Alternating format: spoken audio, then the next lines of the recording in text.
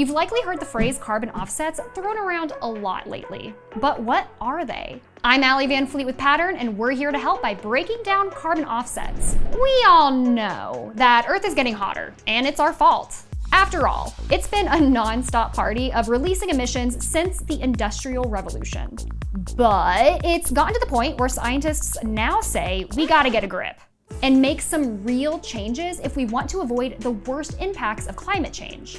Oh yeah, and we have about a decade to do it. This has led to a flurry of efforts to cut emissions like greenhouse gases, including promises from familiar brands to reach net zero by a certain date. All net zero means is that they won't add any extra carbon to the atmosphere. And if they do, they'll do something to balance it out. This is where carbon offsets come in. A carbon offset is a credit that a person or company can buy to make up for their carbon footprint. They do this by investing in projects like wind farms, methane capture, forest conservation, or other things that would either remove or eventually offset their CO2 emissions. For more insight, we spoke with Dr. Barbara Haya, who runs the Carbon Trading Project at UC Berkeley, which studies the quality of carbon offsets. And the whole idea of carbon offsets is that you can compensate for your emissions by paying someone else to reduce their emissions. Think of the atmosphere as basically a giant public swimming pool that everyone, including yourself, is peeing in. And in an effort to make the water less gross, you decide to offset your output by paying another pool goer to stop peeing in the pool.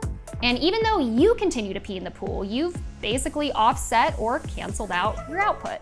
Carbon offsets work in a similar way. But how does this actually work in practice? All the action goes down in the carbon market, and there are two sides to this, the voluntary side and the regulatory side.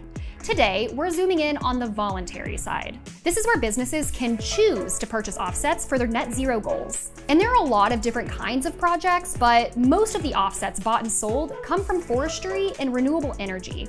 The more money a company invests in a project like protecting a forest, the more credits they can subtract from their annual emissions report and appear closer to their net zero goals. So who's in charge of all of this? The voluntary offset market is mostly run by 4 nonprofits.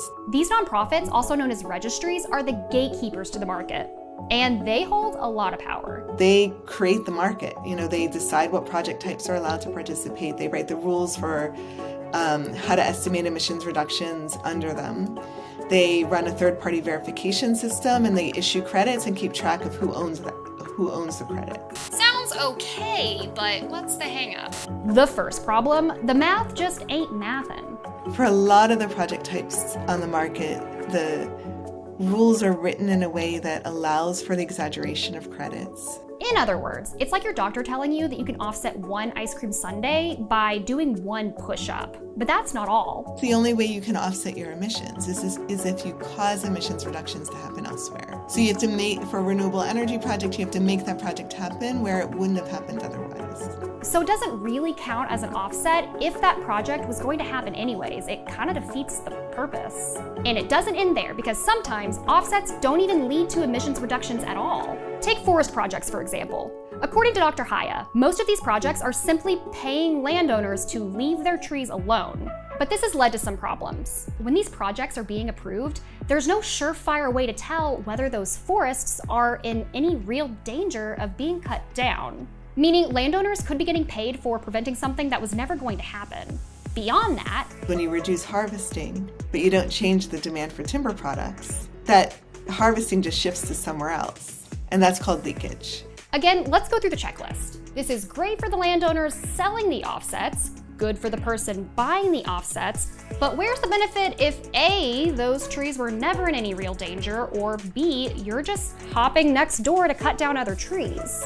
You're just trading where emissions happen. Then there's permanence. That is, what is the risk that your storage will be released back into the atmosphere? Now, stay with me. Let's say you're a company that just bought a bunch of offsets to prevent a forest from being cut down. As the company, you're probably like, well, that's great. Even though we emitted all of this pollution, we bought all of these offsets to basically cancel all of that out, so we're closer to our net zero goals. But then, who could have foreseen a raging fire ripping through your protected forest? Those trees are now gone, and the carbon they were storing is back in the atmosphere, along with the reason for purchasing those offsets in the first place. The point I'm trying to get at is it seems like there's a lot of issues and loose ends with the carbon market. So what now? Is it fair to say that all projects are bad? So my general sense is to be skeptical about offsets. There are some really good projects out there. It's just hard. It is hard to identify them. It should be noted that selling offsets can be a great option for projects that would otherwise have a hard time getting funded. But there are still all of the issues that stem back to the poor transparency and lack of checks and balances when it comes to the carbon registries, aka the gatekeepers of the carbon market. What needs to happen is for the registries to rewrite their methodologies and to really tighten up the methods for estimating emissions reductions under them and what project types are allowed to participate. Do you see a future where carbon offsets the system gets reformed?